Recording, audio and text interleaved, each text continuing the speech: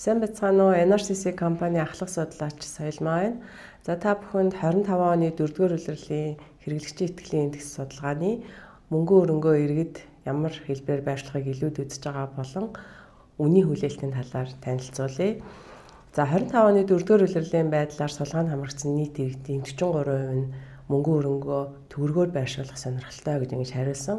За энэ нь бол өмнөх оны мөн үетэй харьцуулахад бол 12.7 пунктээр өссөн байна.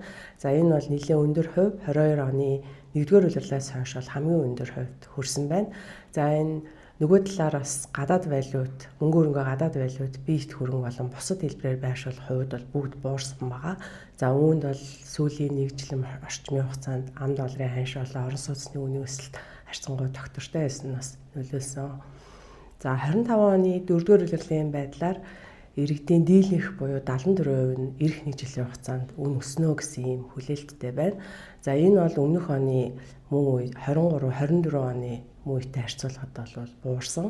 Харин үн хэрэндээ байна гэсэн хүлээлттэй иргэдээ бол өссөн байгаа.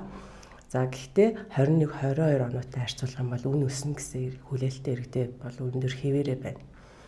За 26 оны 4-р улирлын байдлаар инфляцийг 8.6% байна гэсэн ийм хүлээлттэй байна. За хотод 7.8%, хөдөө бол 9.7% байна гэсэн ийм хүлээлттэй байна. За хүлээгдэж буй инфляц бол 21 оны 4-р улирлаас хойш огцом нэмэгдэж 10 түүнээс дээш хувьтай юм байсаар ирсэн. Харин 25 оны 2-р улирлаас бол буураад 8% болж ингэж ирсэн байгаа.